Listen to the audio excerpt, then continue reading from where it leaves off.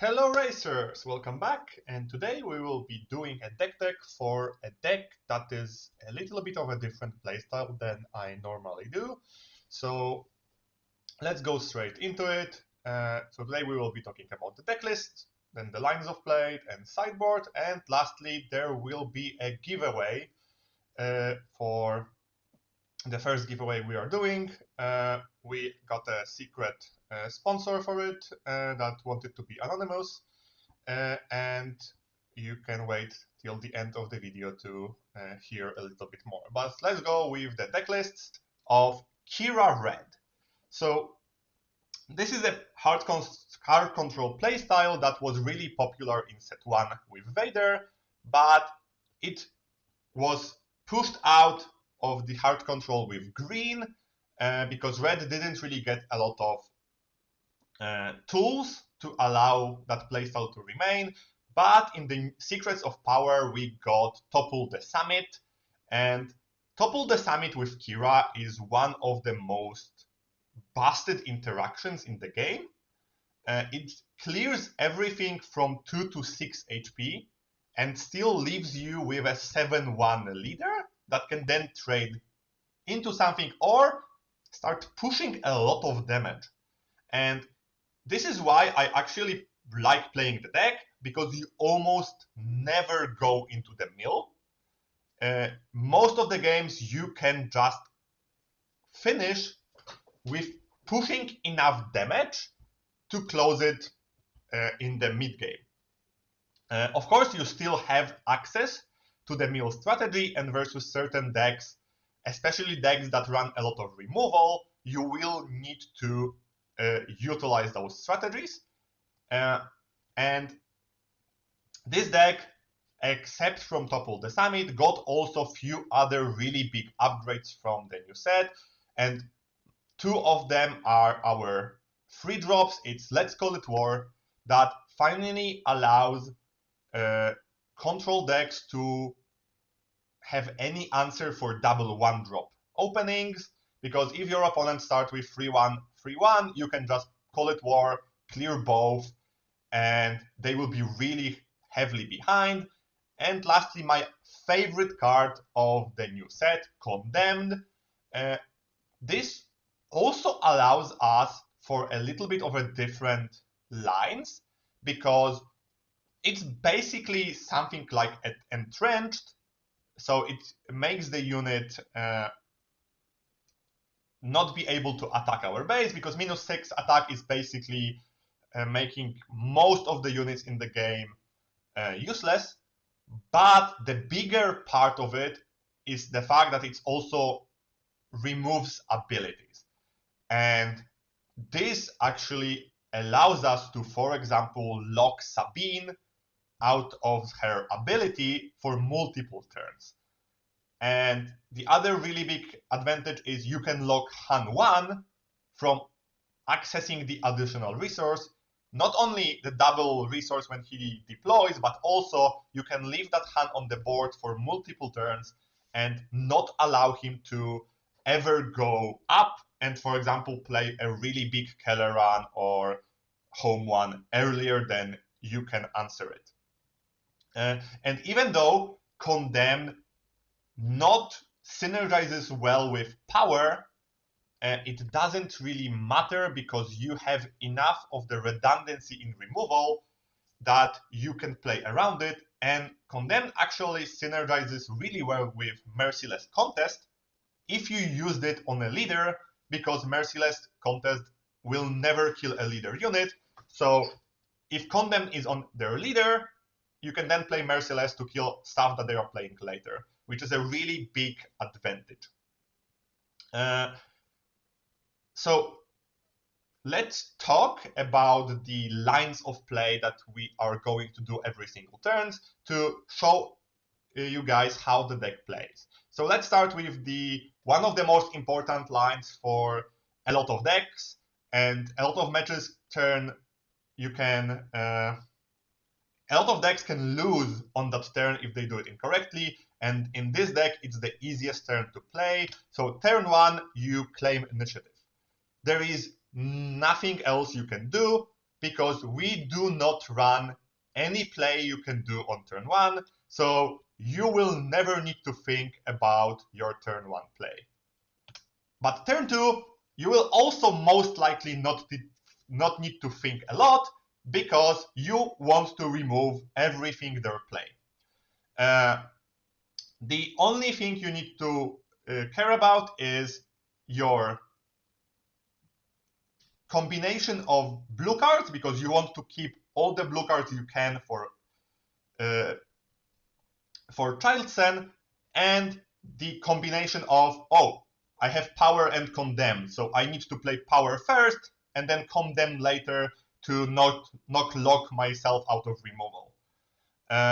Crushing Blow is just a redundancy removal that is really good turn 2 and sometimes can be utilized later, but since, as I said before, this deck is mostly removal, you don't really need to worry that you will draw it later, because you will either play it, because a really good counter to hard control is playing a lot of low-cost units, or you can just resource it later. Turn 3 is split. If you can, Child Sen is the best possible play you do on 4 resources. It will almost always be a 6/6 in this deck, because we are skipping turn 1, and most of our cards are blue. So in like 90% of matches, he will be a 6/6, but even as a 5/5, he's still amazingly powerful Sentinel and can lock a lot of ground decks out of the game. If you don't draw Child Sen, your second best bet is just keeping up with removal. You can use any removal on 3-drop or any removal on 4. Just try to keep your opponent from having anything on the board. Or if it's not possible, try to limit their damage as much as possible.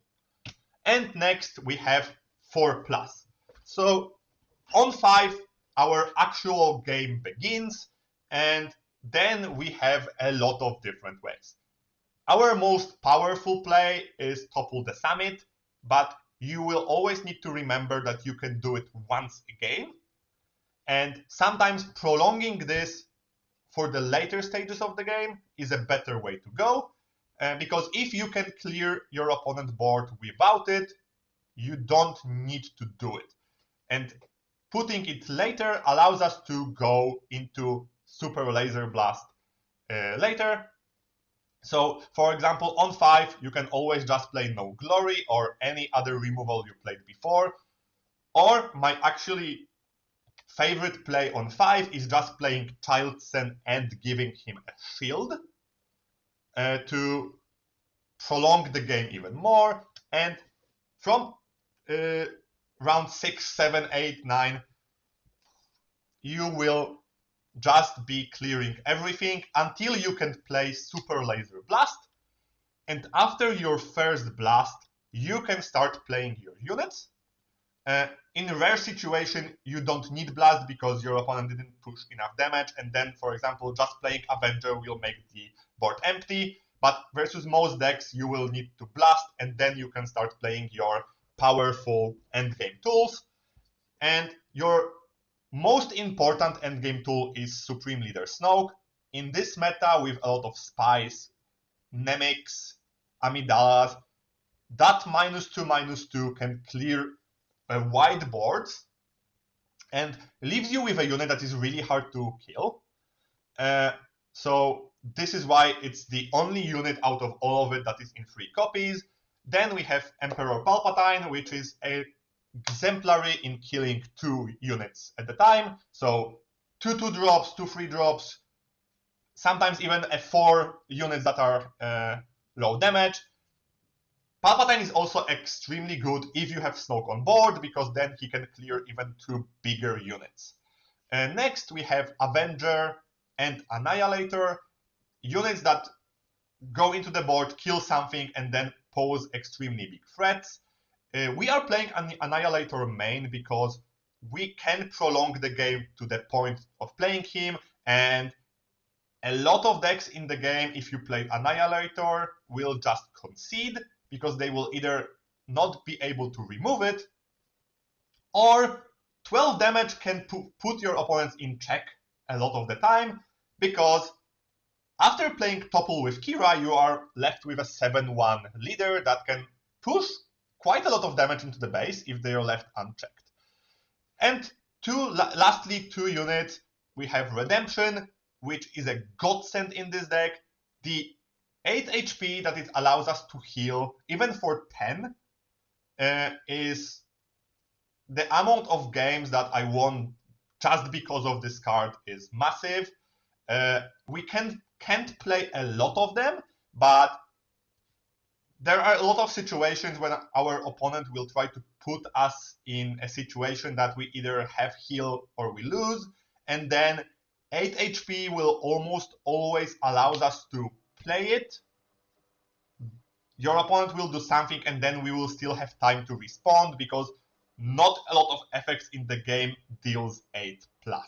And lastly is Crad Dragon. You will sometimes encounter a possibility of just playing him on the empty board, and Dragon on the empty board is most likely game ending. So this is how the decks operates. This is the most common lines you go to do with our main deck versus slower controlling matchups. We will just utilize the mill strategy. That's why we also have that one restock main to never lose to like another slower deck that have enough removal, because since we only play 13 units, we might be in a position that they have removal for all of them, but then we are going into the restock plan to replenish our resources. And lastly, we will be talking about sideboard. We in sideboard have like 3 main things we want to hit. First is anti-control. Control is, it can be a little bit weird because it's one of the harder matchups for this deck. So it will almost always go to mill, and then you need to have those additional tools to win the mill game. Bazin to remove the restocks, Query to get back our restocks, and another dragon to just put our opponents to, so they cannot only keep the mill plan, they will also need to remove our units. Then we have Lurker Killer, which is knowledge and defense. So no glory is not enough. If your opponent is playing Phantom, we need something else, and knowledge and defense is the best out of the options we have. You could change this card for Perilous Position, which can be added into some other decks, but that additional draw a card is really big into a lot of matchups. For example, into mill plan matchups, you then can go into, for example, restock and instantly draw something, so you can dodge your opponent playing a Vigilance on us. And lastly, since Topple the Summit doesn't kill a 1 HP unit, IG is just a safety that you can clear them, and if our opponent plays a lot of them, this can go 3 or even 4 for 1 if you count the body, which is something that this deck sometimes struggle against, but we have enough tools to prevent it, so it's not really that big of a problem. Okay, so this is the deck. I was really surprised when I started playing it. It's actually kind of fun, having like swinging for 7 with your leader and then clearing everything else can be really fun. I'm still not the biggest fan of milling, and especially in the mill games, it can be a little bit tedious, but versus aggressive and mid-range decks, it was a blast playing it. And next, let's talk about a giveaway. We are having a secret sponsor. The person wants to be anonymous, who allows us to give 5 tier 2 Patreons to our YouTube audience. If you comment under this video in the next 7 days, you will have a chance to win. So any comment, 1 entry per person. After the 7 days, we will be doing a raffle, and 5 people will be randomly chosen to get the code to get 1 month of Turn 2 Patreons. And from us also, because of your continuous support, we want to give something to the Patreons as well. So if you are a Patreon and you comment under this video in the next 7 days, you will have a chance to win a signed playmat. It will be one of 5, so we will be able to choose one of 5 playmats from the Galactic Championships. That the playmat then will be signed by me and Sip, or not signed at all if you prefer it that way, and sent to your locations. So if you are a Patreon, comment under this video, just add I am a Patreon at the end. And if you are not a Patreon and want to participate in this giveaway, just comment anything under this video in the next 7 days to hope for a chance to win. Lastly, I just want to thank everybody who is our Patreon. The community is amazing. We have really great conversations about the meta, about what decks will be good into the PQ season, what are the secret decks you want to play versus some of them. We have a really great Discord threads about deck lists when specialists discuss with each other what is the best lines or what is like a really cool cards to add. And this weekend, Sip will be doing a stream with one of the competitive decks to show you the lines, to show how he thinks during his playstyle. So once again, thanks everybody who is supporting us on Patreon and everybody who is watching those videos. And see you next time.